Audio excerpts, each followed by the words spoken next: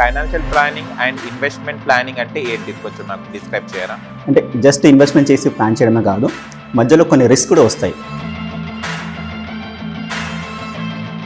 Okay. కొంతమంది దీంట్లో invest చేస్తే మాకు వృధా అవుతుందని ఉట్టిగా ఇంట్లో పెట్టేసి డబ్బులు అలానే పెడుతుంటారు. వాటి వల్ల ఏం లాభం సార్ అసలు?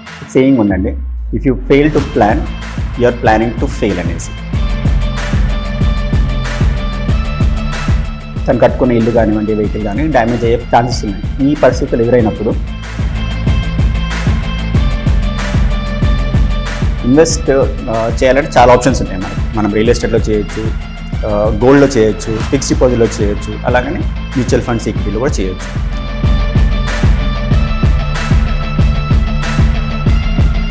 హాయ్, హలో, నమస్తే, welcome to social post TV. నేను మీ యాంకర్ పప్పు. ఈ రోజు మనం ఒక స్పెషల్ గెస్ట్ ఉండండి. ఆ గెస్ట్ ఎవరో కాదు, certified gold planner Prem Kumar గారితో ఉన్నాము.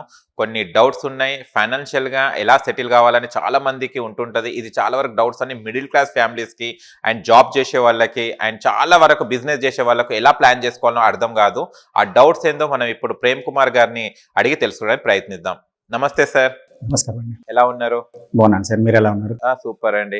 కానీ మీలాంటి వాళ్ళు ఉంటేనే కదా మాకు డబ్బు ఏం చేయాలని అర్థం కాదు. ఈ డబ్బు ఎలాంటి ఇన్వెస్ట్ చేయాలి, ఎలాంటి ప్లానింగ్ అనేది మీలాంటి వాళ్ళు మాకు గైడ్ చేస్తేనే మాకు బాగుంటుంది. చాలా వరకు చాలా సందేహాలు ఉన్నాయండి. అది నేను అడుగుతుంటాను, మీరు కొంచెం దానికి చెప్పండి క్లారిటీగా. చాలా మందికి ఫైనాన్షియల్ ప్లానింగ్ అంటే ఏంటి సార్ తెలియదు దాదాపు. And financial planning and investment planning అంటే ఏంటిది కొంచెం నాకు డిస్క్రైబ్ చేయరా? తప్పకుండా అండి. మీరు ఫైనాన్షియల్ ప్లానింగ్ అనగానే నాకు ముందుగా ఒక మూవీ సాంగ్ గుర్తొచ్చింది, జిందగీ ఏ సఫర్ హై సుహానా అనేసి. మీరు వినే ఉంటారు, రాజేష్ ఖన్నా సాంగ్ చాలా ఫేమస్. జిందగీ ఏక్ సఫర్ అండి. లైఫ్ అనేది మన జీవితంలో ఒక ప్రయాణం లాంటిది. ఈ ప్రయాణంలో ప్రతి ఒక్కరికి కొన్ని గోల్స్ ఎదురవుతూ ఉంటాయి. తను జాబ్ స్టార్ట్ చేసినప్పటి నుంచి రిటైర్మెంట్ ఇంకా ఎండ్ వరకు చాలా గోల్స్ ఉంటాయి. ఒక ఇల్లు కొనడం కానివ్వండి, ఒక వెహికల్ పర్చేస్ చేయడం కానివ్వండి, ఇవి షార్ట్ టర్మ్ గోల్స్ అనుకుంటే. ఆ పిల్లలు ఉంటే పిల్లల ఎడ్యుకేషన్, హైయర్ ఎడ్యుకేషన్, వాళ్ళ మ్యారేజెస్, అలాగనే తన రిటైర్మెంట్ ప్లానింగ్, ఇలాంటివి లాంగ్ టర్మ్ గోల్స్ కొన్ని ఉంటాయి. సో ఈ గోల్స్ని ఎలా అచీవ్ చేయాలనేది మనము ప్లాన్ చేయడమే ఫైనాన్షియల్ ప్లానింగ్. దాంట్లో ముందుగా మనం ఏం చేస్తామంటే తనకున్న కరెంట్ అసెట్స్, తనకున్న ఆస్తులు, తనకున్న అప్పులు, తనకున్న రాబడి, తనకున్న ఖర్చులు, ఇవన్నీ దృష్టిలో పెట్టుకొని ఆ ఫ్యూచర్ గోల్స్లో ఎంత అమౌంట్ రిక్వైర్ అవుతుందో, దానికి ఎంత ఇన్వెస్ట్ చేస్తే ఆ అమౌంట్ ఆ టైం కల్లా రీచ్ అవుతాము, అది ప్లాన్ చేస్తాము. అంటే జస్ట్ ఇన్వెస్ట్మెంట్ చేసి ప్లాన్ చేయడమే కాదు, మధ్యలో కొన్ని రిస్క్ కూడా వస్తాయి. లైఫ్ అనేది సాఫీగా సాగదు కదండి, చాలా రిస్క్ ఉంటాయి.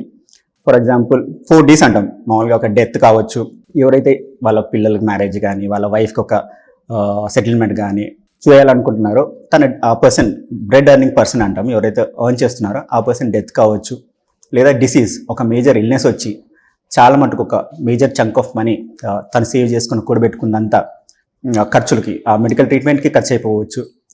లేదా డిసెబిలిటీ, సపోజ్ ఏదైనా యాక్సిడెంట్ వల్ల డిసెబిలిటీ వచ్చి ఆయన ఇంకా ఫ్యూచర్లో వర్క్ చేయలేని పొజిషన్ కూడా కావచ్చు. ఇంకోటి ఏంటంటే తన లాస్ట్ పాయింట్ డ్యామేజ్ అంటాం, తను కట్టుకునే ఇల్లు కానివ్వండి, వెహికల్ కానీ డ్యామేజ్ అయ్యే ఛాన్సెస్ ఉన్నాయి. ఈ పరిస్థితులు ఎదురైనప్పుడు తన సేవ్ చేసుకునే దాన్ని కొంచెము ఈ డ్యామేజెస్కి, వాటికి ఖర్చు పెట్టాల్సి వస్తుంది. అలాంటప్పుడు తన ఫ్యూచర్ గోల్ని రీచ్ కాలేదు. సో ఇలాంటివి మనం ఎలా కవర్ చేయాలో ప్లాన్ చేస్తాము. దీంతోపాటు మనము ఏ ఇన్వెస్ట్మెంట్స్లో చేసి ట్యాక్స్ ఎఫిషియెంట్ రిటర్న్స్ తీసుకొని రావాలి, ట్యాక్స్ పరంగా ఎలా మ్యాక్సిమం సేవ్ చేయాలో మనం ఈ ఫైనాన్షియల్ ప్లానింగ్ అనే దాంట్లో ప్లాన్ చేసుకుంటాం. ఇప్పుడు ఫైనాన్షియల్ ప్లాన్కి అలానే ఇన్వెస్ట్మెంట్ ప్లాన్కి డిఫరెన్స్ ఏంటంటే, ఫైనాన్షియల్ ప్లాన్కి డిఫరెన్స్ ఏంటంటే, ఫస్ట్ ఒకసారి ఫైనాన్షియల్ ప్లాన్ మనము మొత్తము అనలైజ్ చేసి ఒక దగ్గర నోట్ చేసుకున్న తర్వాత ఇన్వెస్ట్మెంట్ ప్లాన్ గురించి వెళ్తాం. ఇన్వెస్ట్మెంట్ ప్లాన్ బేసికల్గా అమౌంట్ ఎక్కడ ఇన్వెస్ట్ చేస్తాము. ఇన్వెస్ట్ చేయాలంటే చాలా ఆప్షన్స్ ఉంటాయి మనకు. మనం రియల్ ఎస్టేట్లో చేయొచ్చు, గోల్డ్లో చేయొచ్చు, ఫిక్స్డ్ డిపాజిట్లో చేయొచ్చు, అలాగనే మ్యూచువల్ ఫండ్స్ ఈక్విటీలో కూడా చేయొచ్చు. సో ఈ ఇన్వెస్ట్మెంట్ చేసిన తర్వాత ఈ రీబ్యాలెన్సింగ్ ఏదో ఉంటుందో మధ్యలో, ఈక్విటీ బాగా పెరిగినప్పుడు దాన్ని తీసి డెట్లో పెట్టడం. ఇప్పుడు ఒక ఎగ్జాంపుల్ చెప్తానండి. ఒక కస్టమర్ బ్యాలెన్స్డ్ కేటగిరీలో ఉన్నారు, అంటే ఆయనకి 50% రిస్క్ మాత్రమే తీసుకోగలుగుతారు. సో 50% ఈక్విటీలో పెట్టాము, 50% ఎఫ్డీలో పెట్టాము అనుకుందాం. సపోజ్ 10 రూపీస్ పెట్టాము, 5 రూపీస్ అక్కడ, 5 రూపీస్ ఇక్కడ పెట్టాము. బాగా ఈక్విటీస్ బాగా పర్ఫామ్ చేశాయి. ఓకే, 5 రూపీస్ కాస్త ఏదైతే ఈక్విటీలో పెట్టామో అది 6 రూపీస్ అయ్యింది. డెట్ ఫిక్స్డ్ డిపాజిట్ మాత్రం M0 రిటర్న్స్ అనుకుందాం ఫర్ ఎగ్జాంపుల్. అప్పుడు ఏమవుతుంది, 50-50 మనం ఏదైతే ప్లాన్ చేసామో ఫస్ట్ అది డిస్టర్బ్ అయిపోయింది, ఈక్విటీ పెరిగిపోయింది, డెట్ మాత్రం అంతే ఉండిపోయింది. అప్పుడు ఏం చేస్తామంటే మనం ఆ ₹1 ఏదైతే పెరిగిందో దాంట్లో 50 పైసే తీసి డెట్లో పెట్టేసి మళ్ళీ పోర్ట్ఫోలియోని 50-50గా చేస్తామన్నమాట. సో దాన్ని రీబ్యాలెన్సింగ్ అంటారు. సో ఈ అసెట్ అలొకేషన్, రీబ్యాలెన్సింగ్ ఇవన్నీ మనము ఇది ఆన్ గోయింగ్ అండి, ఇది వన్ టైం కాదు. ఎవ్రీ 1 year 2 yearsకి ఎప్పుడైతే తన లైఫ్లో మేజర్ ఫైనాన్షియల్గా ఏదైనా చేంజెస్ జరిగాయి, కొత్త జాబ్ వచ్చింది, లేకపోతే అడిషనల్ ఒక అబ్బాయి పుట్టాడు, లేకపోతే సమ్ అదర్ ఈవెంట్స్ అయ్యాయో దాని ప్రకారం మనం అడ్జస్ట్ చేసుకుంటూ ఈ ఫైనాన్షియల్ ప్లానింగ్ అని రివ్యూ చేసుకుంటూ పోతూ ఉంటాం. ఇది financial planning and investment planning అండి. ఓకే, కానీ చాలా స్మూత్గా అంటే వచ్చే అమౌంట్ని మనం ఎలా ప్లాన్ చేసుకోవాలో చక్కగా చేసుకుంటే లైఫ్ హ్యాపీగా ఉంటుంది అంటారు. అంతే అండి. ఓకే, ఒక సేయింగ్ ఉందండి, if you fail to plan you're planning to fail అనేసి. అంటే మీరు ప్లాన్ చేయడం ఫెయిల్ అయ్యారు అనుకోండి, మీరు ఫెయిల్ అవ్వడానికి ప్లాన్ చేస్తున్నట్టు దాని మీనింగ్. సో ప్లానింగ్ అనేది చాలా ఇంపార్టెంట్. ఓకే, కొంతమంది దీంట్లో ఇన్వెస్ట్ చేస్తే మాకు వృధా అవుతుందని ఉట్టిగా ఇంట్లో పెట్టేసి డబ్బులు అలానే పెడుతుంటారు. వాటి వల్ల ఏం లాభం సార్ అసలు?